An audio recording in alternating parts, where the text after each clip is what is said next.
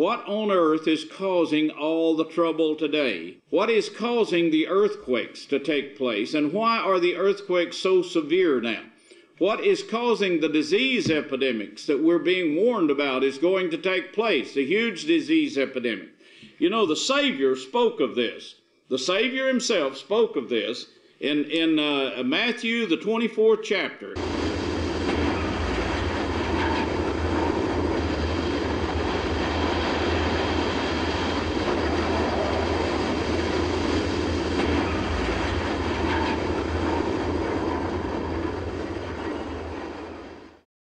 I'm a vicar in the Church of England. I've been a priest in the church for 20 years. For most of that time, I've been struggling and grappling with questions about the nature of God. Who is God?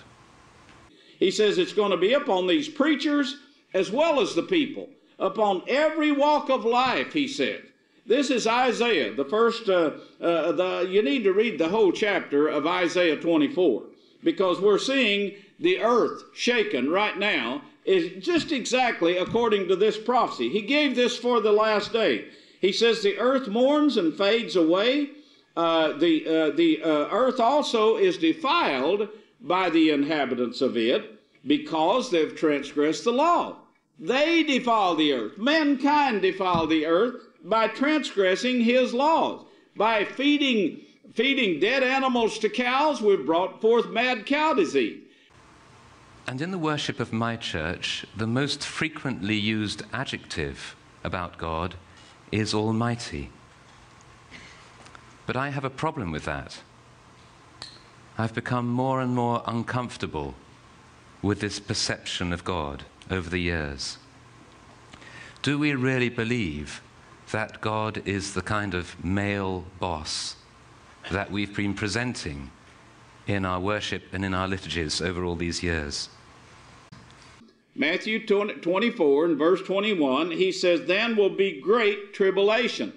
Yahweh's not going to bring this tribulation, but as we just read, Yahweh is going to allow it to come. In fact, he says of the religious organizations that is leading the world at this time, here in chapter 17 of Revelations, he says, come and I'll show you the sentence of the great whore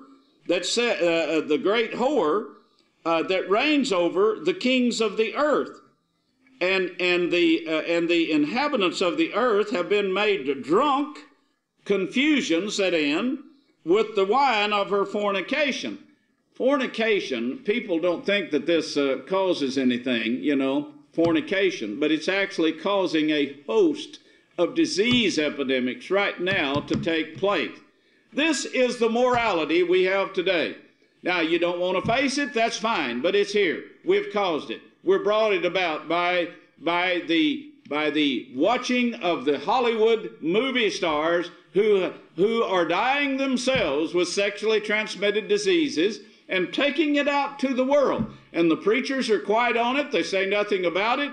I was so surprised when I come by a church last Sunday morning and I saw women coming out of it dressed like whores in Hollywood, and that I saw in Las Vegas. In fact, I think the whores were more modestly dressed than the women I saw coming out of the church, out of this particular church. Yes, this is going on in today's morality.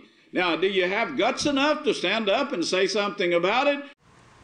But clergy like myself, for fear of creating tension and division in our church communities, for fear of upsetting the simple faith of more traditional believers, I've chosen not to rock the boat.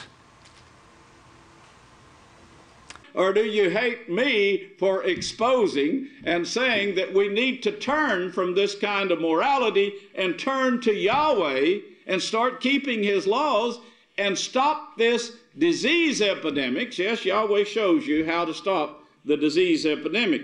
But he says here in Revelations, he says, come and I'll show you the end of this religious system that is leading the kings of the earth, leading the world leaders of the earth, Yes, they're leading them. If the religious leaders spoke out against what was going on, and the people, the majority of the people, spoke out against what is going on, we have democracy in America. We would stop what's going on in America. Then on December 26th last year, just 2 months ago, that underwater earthquake triggered the tsunami. Shortly after the tsunami, I read a newspaper article written by the Archbishop of Canterbury. The essence of what he said was this: the people most affected by the devastation and loss of life do not want intellectual theories about how God let this happen. And yet, here we are, my church in Oxford, semi-detached from events that happened a long way away, but with our faith bruised, and we want an explanation from God. We demand an explanation from God. And the devastating events of the 20th century have forced people to question the cold, unfeeling God. The slaughter of millions in the trenches and in the death camps have caused people to ask, where is God in all this? Who is God in all this? Mystery, the only reason it's a mystery is because people don't want to admit where this is coming from, and that we're actually the cause of what is taking place here. Mystery, confusion, the great mother of harlots, and the abominations of the earth. What is causing this is the religions themselves that are denying and changing the laws of Yahweh.